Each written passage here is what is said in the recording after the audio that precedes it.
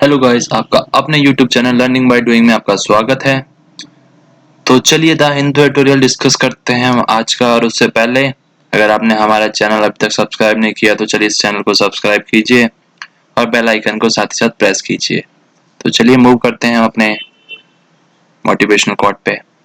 जिंदगी में अपनी तुलना किसी से मत करो, जैसे चांद और सूरज की नहीं की जा सकती, क्योंकि दोनों ही अपने अपने वक्त पर चमकते हैं।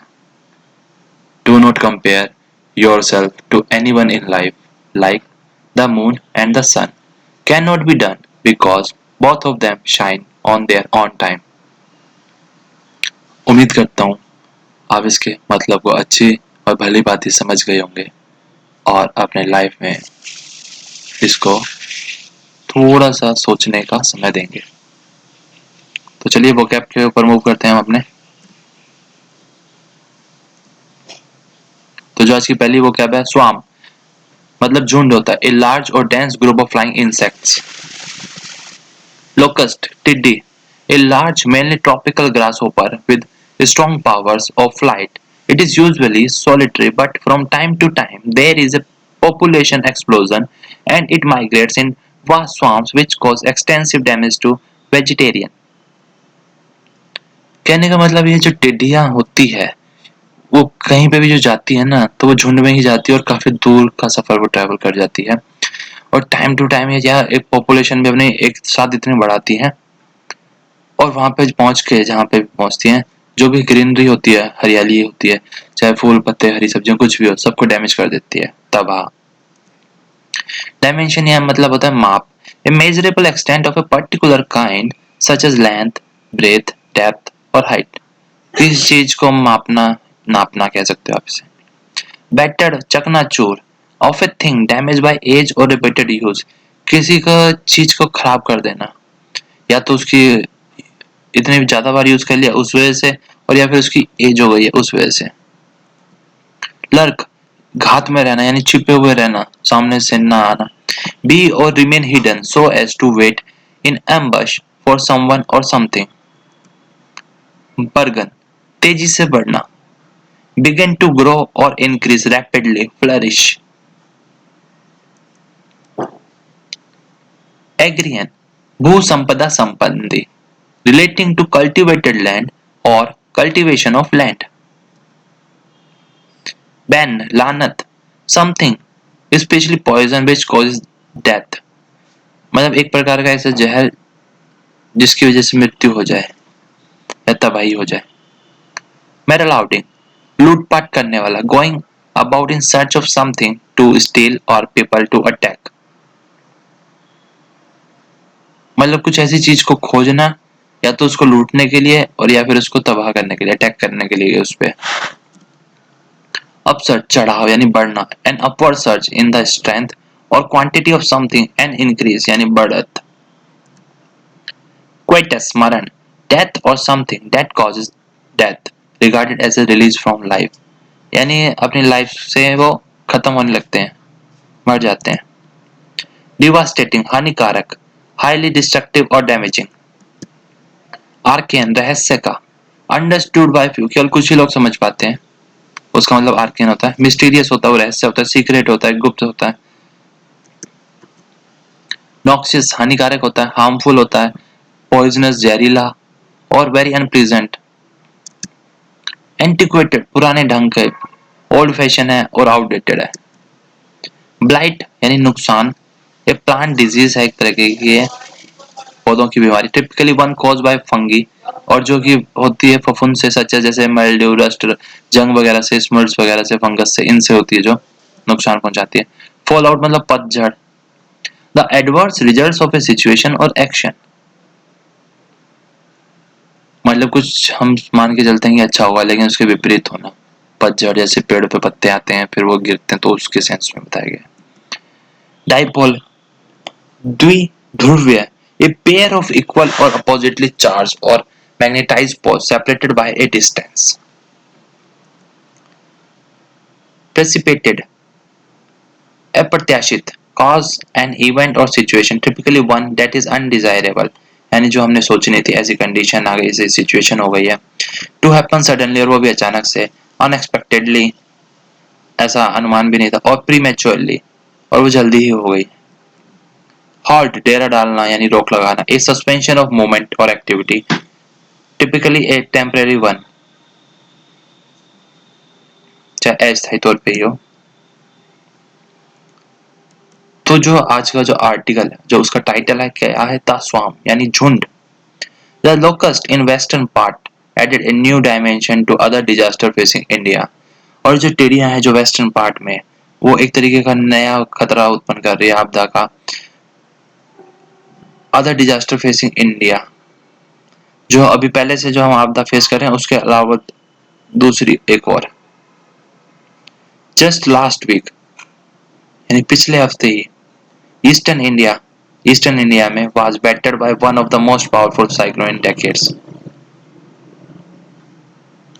यानी क्या हुआ, पिछले हफ्ते जो साइक्लोन आया था वो बहुत ज्यादा ताकतवर था पिछले दशक में, यानी 10 सालों में, और उससे ईस्टर्न इंडिया बुरी तरीके से बर्बाद हुआ है, चकनाचूर हो गया एक तरीके से, यानी बहुत ज्यादा वहां पे क्षति पहुंची है, हानि पहुंची है। एंड नाउ, और अब, even as hundreds of life, और हजार, सौ, जो हंड्रेड्स ऑफ लाइव्स, जो हजारों की तुलना में लोगों की जीवन है, वो डेली खो रहे हैं। हंड्रेड्स यानी 100 की तुलना, सोज यानी 100-200 लोग डेली अपनी जान खो रहे हैं every day to the corona virus की वजह से। अनदर डेंजर जो कि छुपा हुआ है, lurks on the national west, और वो घात लगा के छुपा हुआ है, जो खतरा है वो नेशनल वेस्ट में।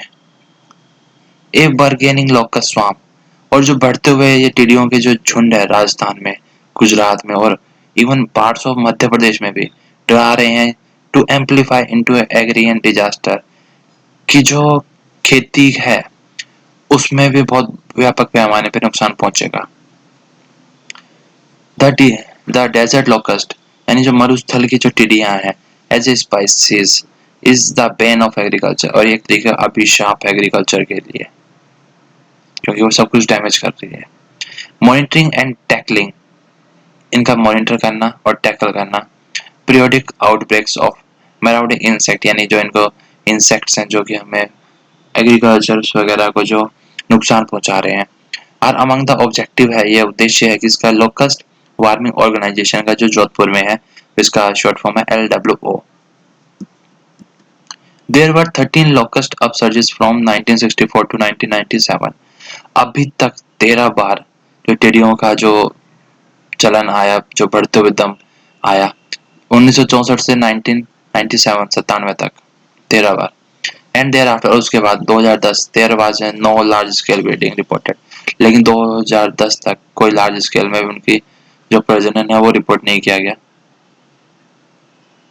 वंस से सिग्निफिकेंट आउटब्रेक स्टार्ट, जब इनका एक बार स्टार्टिंग हो जाती है, जो it last for about 2 years, तो 2 साल तक चलता है।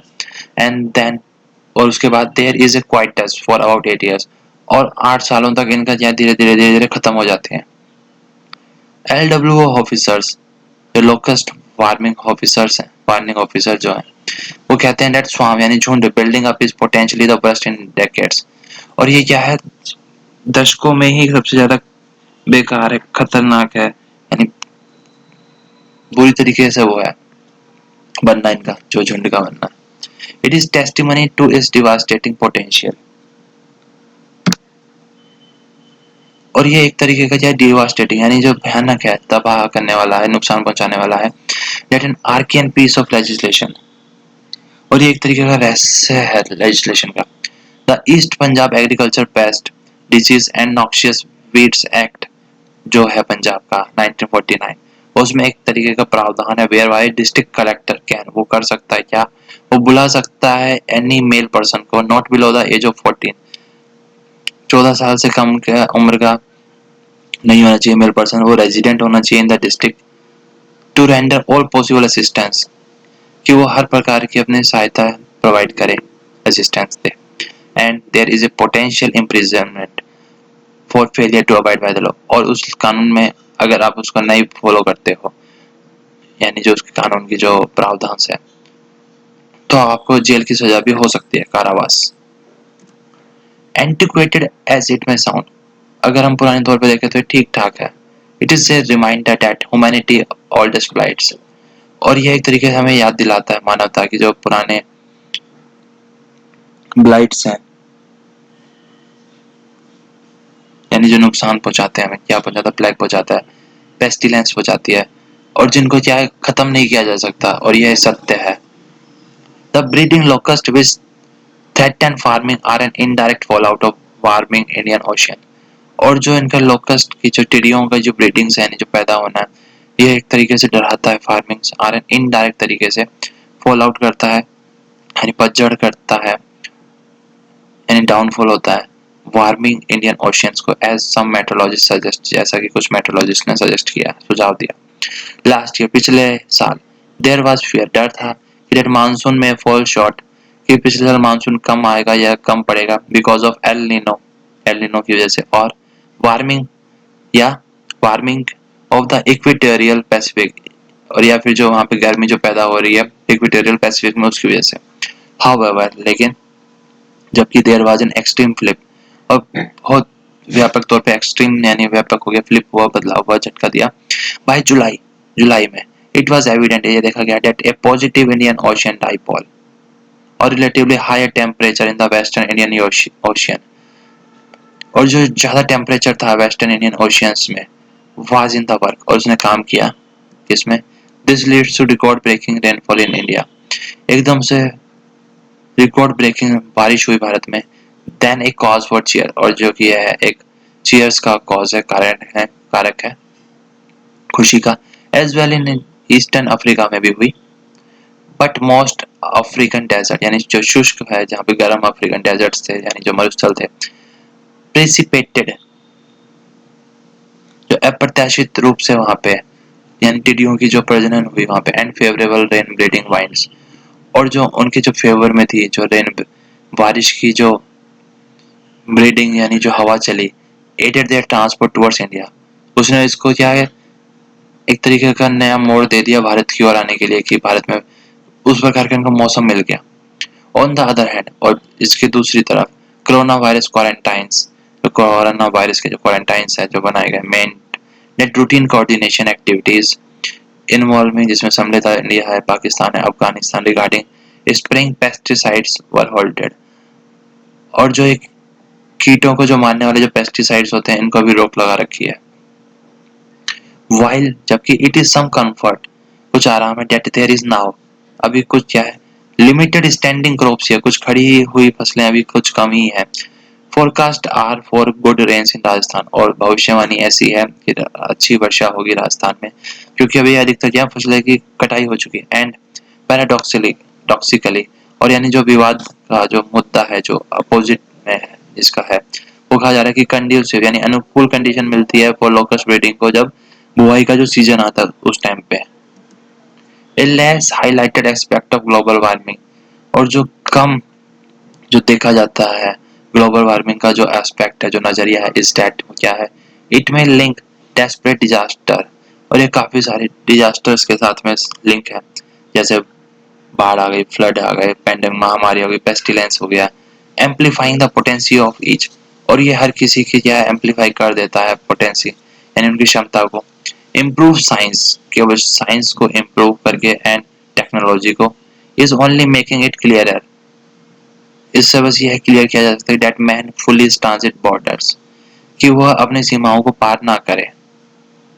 It makes it necessary to abandon any territorial blame game, और अब यह जरूरी है कि एक दूसरे के ऊपर ब्लेम गेम ना किया जाए कि वो वहां से या ऐसे हुआ, और फोकस किया जाए किस पे, पॉलिसीज पे, जो कि एंश्योर करे इक्विटेबल और सस्टेनेबल फ्यूचर को, यानी सबको समान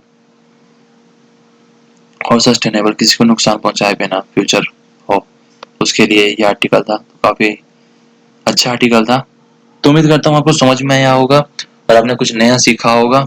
और आपने अभी तक हमारे चैनल को सब्सक्राइब नहीं किया तो चैनल को सब्सक्राइब कीजिए, वीडियो को लाइक कीजिए और दोस्तों के साथ शेयर कीजिए। Thank you.